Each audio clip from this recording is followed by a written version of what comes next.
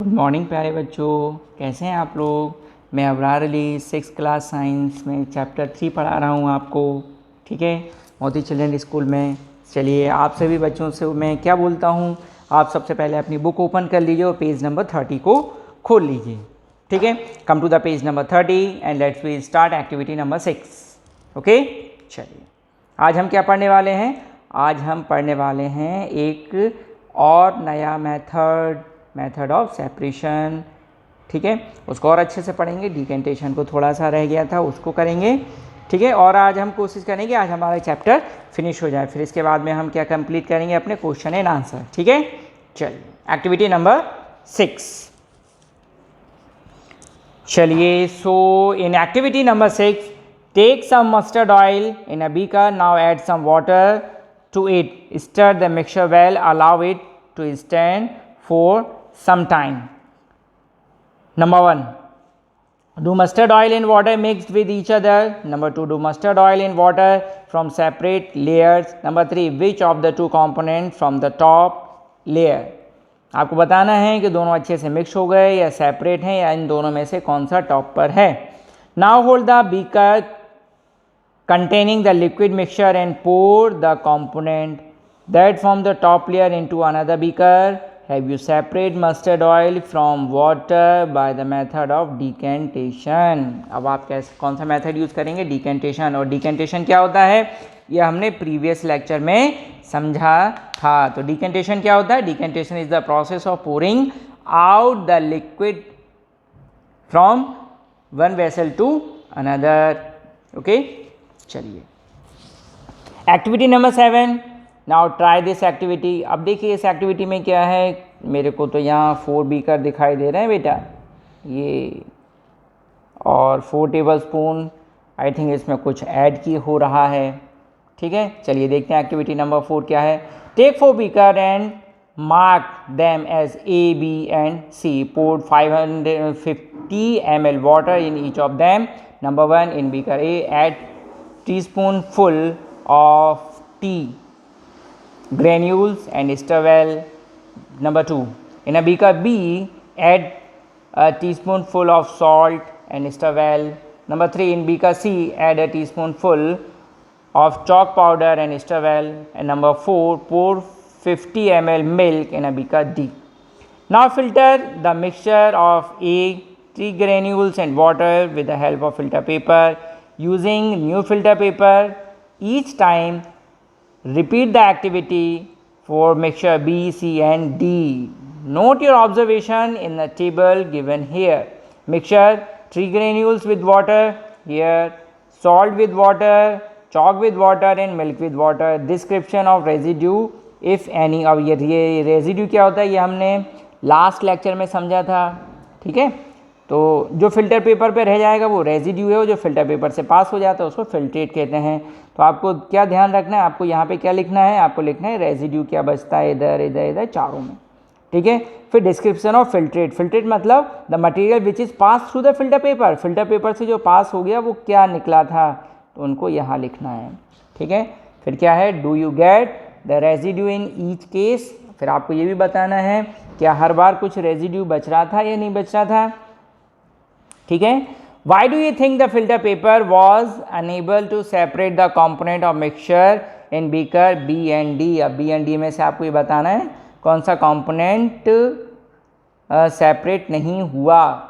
ठीक है, और जो सेपरेट नहीं होगा उसके लिए हमको एक अलग मेथड यूज करना पड़ेगा। याद रखिए, हम जितने भी मेथड ऑफ सेपरेशन पढ़ रहे हैं, हम किसी एक मेथड से ऑल कॉम्पोनेंट को सेपरेट नहीं कर सकते।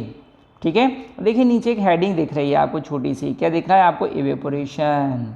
ठीक है, तो जो मेथड आपका यूज़ होगा अब वो कौन सा है, उसका नाम है इवेपोरेशन। अब इवेपोरेशन क्या है, there are many solids are dissolve in water, salt and sugar dissolve completely in water, but we can separate also salt and sugar from water by any of the method of separation studied earlier in this chapter. No, in order to separate salt and sugar from water we use different method. Let us learn this with the help of an activity. Now come to the activity number 8. Okay, Take a china dish and add some water to it. Mix a teaspoonful of salt in it. You also use sugar instead of salt. Stir the mixture well. Can you see salt in the china dish?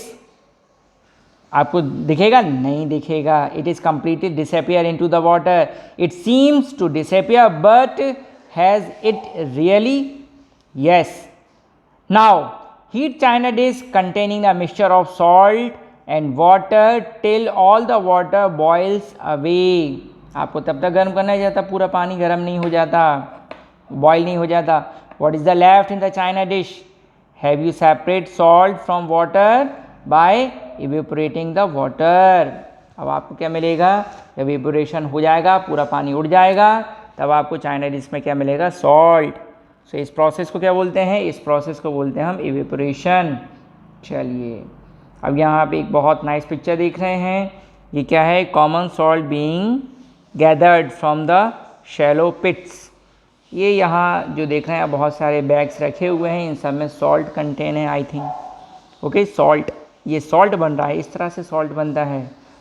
Okay, जो reverse होती हैं जिनमें salty water होता है, उनको छोटे छोटे पिट्स में स्टोर कर लेते हैं, पानी इवेपोरेट हो जाता है और पिट्स में क्या रह जाता है? सॉल्ट. बाद में उसको बैग में स्टोर कर लेते हैं. फिर प्रोसेस होता है, प्रोसेस होने के बाद में उसमें आयोडीन ऐड करते हैं. फिर हमारे घरों में हम उसको यूज़ करते हैं as a edible material.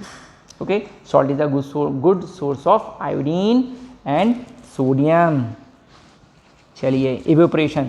So evaporation is the process of converting water into water vapour. Evaporation में क्या होता है? वाटर को वाटर वेपर में कन्वर्ट कर दिया जाता है. The process of evaporation is used to recover the solid component that has dissolved in a water or some other liquid. The dissolved solid is left behind as a residue when the liquid evaporates. जब evaporates हो जाता है liquid, तो जो बचता है, क्या बचता है? residue. अब वो कुछ भी हो सकता है. Sea water has the common salt dissolved in it. Many other salts are also dissolved in it. In order to separate common salt from sea water, the sea water is trapped in a shallow pits and is left the sun. धूप में छोड़ देते हैं उसको ऐसा ही for long, बहुत time के लिए. The sun's heat evaporate all the water, leaving the pits behind. This mixture of salt is then purified to obtain common salt. A substance that dissolve in a liquid is called solute. अब एक चीज़ और आपको पता पड़ी. क्या पता पड़ी? जो भी चीज़ हम सॉल्यूट किसी में मिक्सचर में डिज़ोल्व होती है, उस चीज़ को क्या बोलते हैं? सॉल्यूट. ओके, चलिए,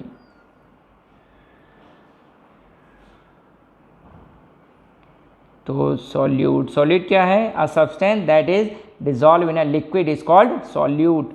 और here salt is a solute. The substance which is a substance in which a solute dissolve is called solvent. Here salt is dissolved in water, so water is solvent. तो आपको याद रखना है solute and solvent. solute क्या होता है? नमक को पानी में घोल दिया तो नमक क्या हुआ? solute. पानी में नमक घुल गया तो पानी क्या हुआ? solvent. याद रखिए, ठीक है. Now solution. अब क्या है हमारा टॉपिक? सॉल्यूशन. तो सॉल्यूशन क्या होता है? The mixture of solute and solvent is called solution. ठीक है, तो सॉल्यूशन क्या होता है? सॉल्यूशन मिक्सचर होता है किस किस का? सॉल्यूट का और सॉल्वेंट का. सॉल्यूट और सॉल्वेंट दोनों को मिला दें तो क्या बनता है?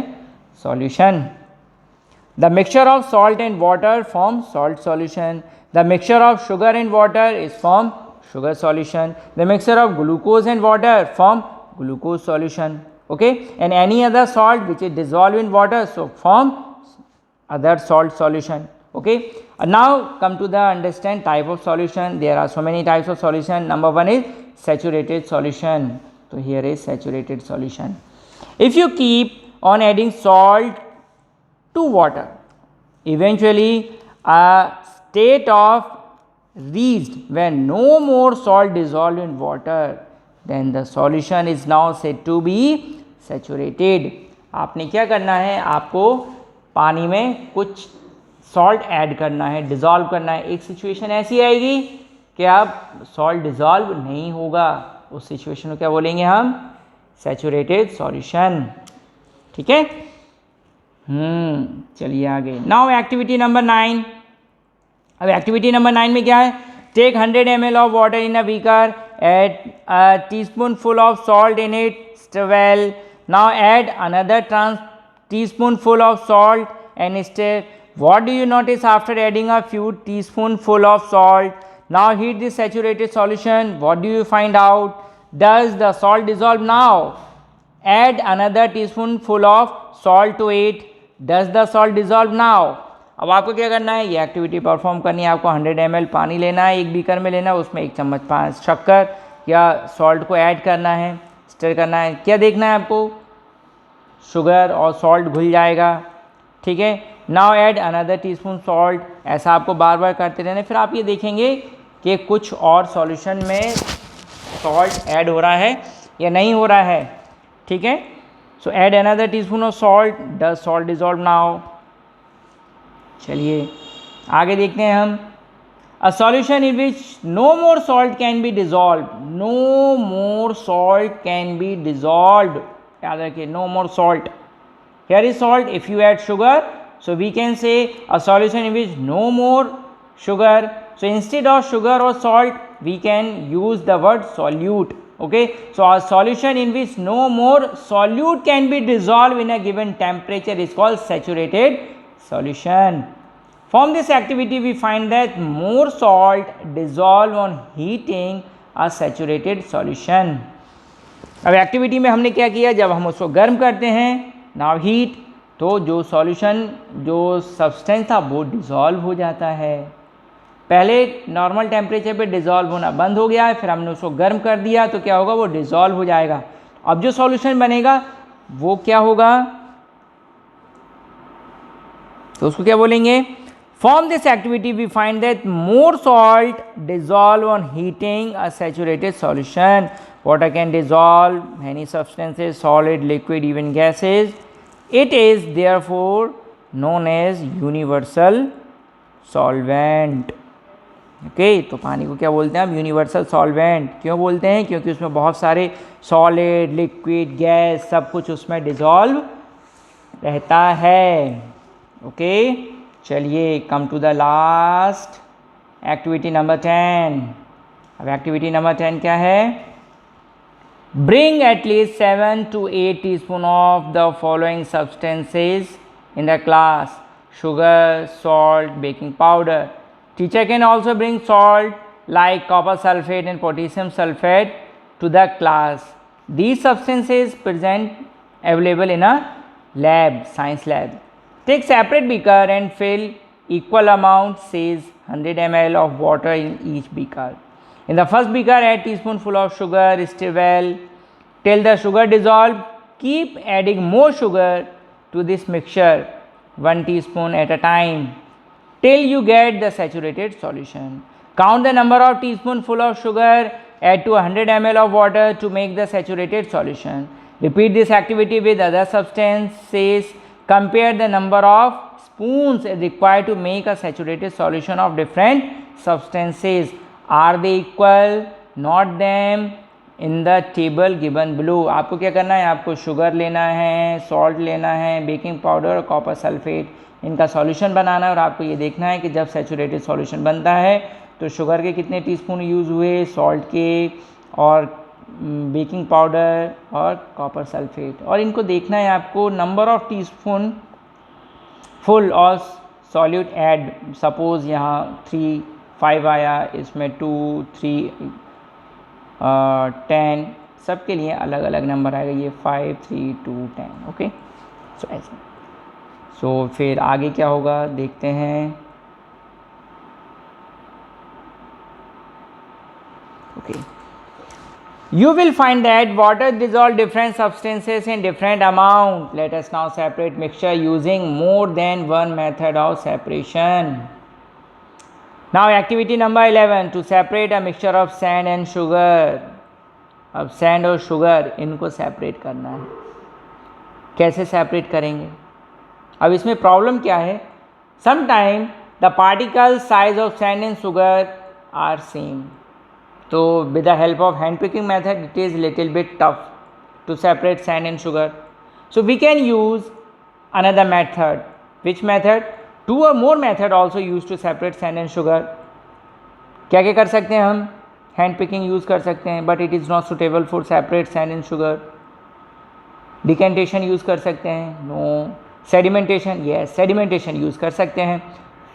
सो by the using of sedimentation, firstly we add the mixture of sand and sugar into the water. Sugar is dissolved into the water and sand is settled down in the mixture or in the liquid. So sand is separated by sedimentation, and we can pour the solution of sugar and water into another beaker. So this method is called decantation. So by the sedimentation, sand is separate with the mixture of sugar and water, and decantation is the method to pour out solution of sugar. In this mixture, sugar and water, we use another method of evaporation, which is used to separate water from sugar or sugar from water. So here we use 3 methods to separate 2 substances, sand and sugar. Which one? These are number 1 sedimentation, number 2 decantation, and number 3 evaporation. Okay, in activity 11 these method is used. Explain these methods. Okay, let us, I read. Take a china dish and mix some sand and sugar in it. Place the mixture in a beaker and pour some water into it. Stir well. What do you observe? As the sugar dissolve in water, now filter the mixture with the help of the filter paper. Sand remain on the filter paper. Oh, in our book, filtration is used to separate sand. Okay, and I told you sedimentation. Sedimentation also used. Okay, so sand remain on the filter paper and residue while the water containing sugar flow down and collect in the beaker as filtrate. Now how can you now get the sugar back from the water? Heat the beaker containing sugar and water. The water start evaporating. Now take the metal plate and hold it just above the beaker. What will you find? That water vapor gets cooled after coming in a contact with the cold metal plate and change back into the liquid. This is called condensation. अच्छा, इसमें condensation भी बताया है. एक process और है condensation, क्योंकि अगर हम डायरेक्ट इवेपोरेट करेंगे तो पानी तो एटमॉस्फेयर में चला जाएगा. फिर पानी को कैसे कलेक्ट करेंगे? तो पानी को कलेक्ट करने के लिए हम क्या करेंगे, इस बीकर के ऊपर यहाँ पर एक लिड रख देंगे, मेटल लिड, कोल्ड लिड. तो क्या होगा, वाटर ड्रॉपलेट इसमें यहाँ होल्ड हो जाएंगे ये ऐसे. तो इस प्रोसेस को क्या बोलेंगे हम? इसको बोलेंगे हम कंडेंसेशन. तो condensation is the process of changing water vapour into water vapor back into liquid water. After all the water has evaporated, sugar will be left in the beaker. So we use 2 methods to separate a mixture of sand and sugar in water: filtration and evaporation. Okay, और मैंने आपको बताए थे 3, sedimentation और decantation and evaporation. Okay, आप वो method भी use कर सकते हो, ये भी यूज़ कर सकते हैं. याद रखिएगा, एग्जाम में अगर क्वेश्चन आता है तो आपको ध्यान रखना है कौन सा मेथड. आप अपने मन से भी यूज़ कर सकते हैं, लेकिन सेपरेट होना चाहिए. ठीक है, अब देखिए, अब इसके बाद में है हमारी एक्सरसाइज. तो हम अपनी एक्सरसाइज को अगले वीडियो लेक्चर में या आपके पास PDF पहुंच जाएगा. तब तक आप PDF का इंतजार कीजिए. इस वीडियो लेक्चर को बार बार देखिए ताकि आप इसको समझ सकें हमने क्या समझा. ठीक है, चलिए आप PDF का इंतज़ार कीजिए. और हाँ, जितने PDF आपके ग्रुप में सेंड किए जा चुके हैं उन सबको आप अपनी आंसर कॉपी में लिख लीजिए. ठीक है, जब भी एग्ज़ाम होगा तो सारे क्वेश्चंस आपको इन्हीं PDF में से पूछे जाएंगे. ठीक है, याद रखिए. चलिए, नोट्स प्रिपेयर करते रहिए, अपनी आंसर कॉपी को अच्छे से मेंटेन रखिए. आप साइंस की एक बड़ी लॉन्ग रॉयल साइज जो बुक आती है ना, नोट कॉपी, वो बना के रखिए. उसके ऊपर आपका कवर चढ़ा होना चाहिए ऑरेंज कलर का.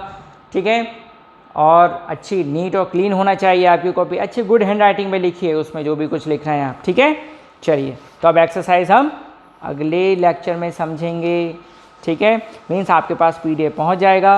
अब हम अपना चैप्टर 4 स्टार्ट करेंगे, क्लोथ मटेरियल। तब तक के लिए आप अपने घर पे रहिए। Stay home, stay safe. Till then, good bye.